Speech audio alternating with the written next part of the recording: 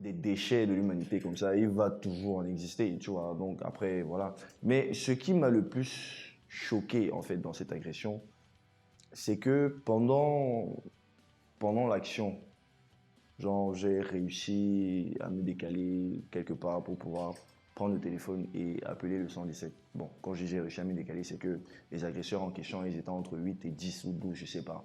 Donc, contre 4 gars, voilà, ça n'allait vraiment pas le faire. Et surtout qu'on avait nos guitares sur nous et tout. Donc, c'était assez compliqué. Et la soirée d'anniversaire de notre percussionniste, X. Donc, Pauline et moi et deux autres potes à nous, nous avons décidé d'y aller, question de soutenir notre pote et notre frère, et question aussi de boire beaucoup de vin. En rentrant, on s'est fait agresser. J'ai appelé le 117, et puis ça sonne, ça sonne, ça sonne, ça sonne, ça sonne. Et à un moment, il y a une personne qui décroche et qui raccroche de suite. Et j'ai fait ça au moins 10 fois. Bref, je n'ai pas pu avoir le 117. Je me suis dit, bon, ok, d'accord, c'est pas grave. C'était un soir, soit dit en passant. Je prends la moto rapidement pendant que mes amis sont en train de se faire tabasser. Mais bon, fallait bien qu'une personne aille chercher du renfort. Donc je prends la moto, j'arrive à la gendarmerie de Soa. Il était un truc comme 2h, 2h30 du mat. J'arrive à la gendarmerie de Soa et je trouve la gendarmerie fermée, les lumières éteintes. Donc le mec qui était de garde était en train de dormir. Enfin bref, le motoman il me dit il faut toquer. Donc je toque. Je toque et puis j'entends une voix à l'intérieur qui me fait genre oui c'est qui? Je me présente normalement, je me présente et j'explique la situation. Et le gendarme, qu'est-ce qu'il me répond? Il me dit bah écoute reviens lundi. Je dis mais frère, nous sommes en train de nous faire agresser, nous sommes en train de nous faire agresser. Nous sommes quoi? 4 contre 12 personnes, ils sont armés, ils ont des bouteilles cassées, ils ont des trucs. On fait comment? On meurt. Et puis le mec il me dit gars, reviens lundi. Moi, je suis pas là pour mourir pour toi. C'est réellement ce qu'il m'a dit. Vraiment. Un gendarme, c'est réellement ce qu'il m'a dit. C'est pas les lol, c'est pas, ouais, c'est vraiment ce qu'il m'a dit. Enfin bref, je dis ok, d'accord, il n'y a pas de souci. Je reprends la même moto, on arrive au commissariat.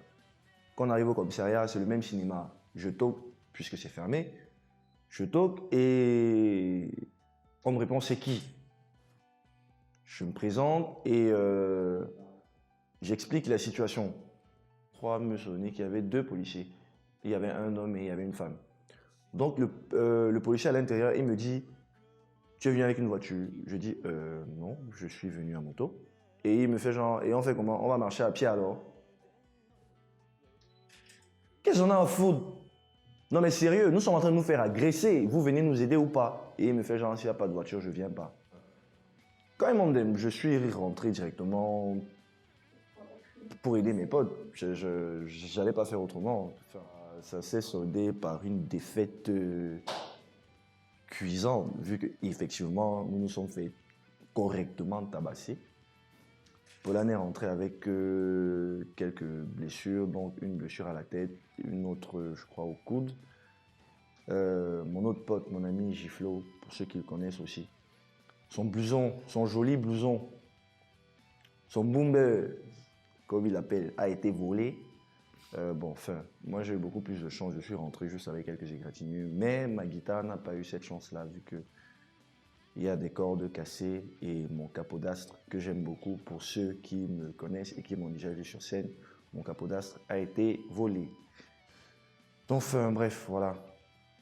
On s'est fait tabasser, mais on a réussi à se défendre. Finalement, j'ai dû appeler les renforts du quartier, vu que les forces de l'ordre, ne voulaient pas nous aider. Donc, j'ai appelé les renforts du quartier et ces bandits-là, quand ils m'ont vu arriver avec les renforts du quartier, naturellement, ils ont fui. On aurait pu nous voir à la télé le lendemain matin, dans un journal de faits divers, je ne sais pas, sur Canal 2, dit on a vu quatre corps de jeunes hommes retrouvés quelque part dans des caniveaux. Ils sont morts. ils ont été tués et assassinés devant les gens. Parce que même là où on se faisait agresser, c'était devant les gens. C'était en plein centre-ville, centre de Soa. Il y avait les gens, personne n'a rien fait. D'accord. Mais au point où on appelle la police et les gars, ils ne réagissent pas. Enfin, donc, la leçon qu'il faudra retenir, c'est que les Camerounais ne sont plus visiblement en sécurité dans leur pays, vu que lorsque tu es dans une situation où ta vie est menacée, tu ne peux visiblement pas compter sur les forces de l'ordre.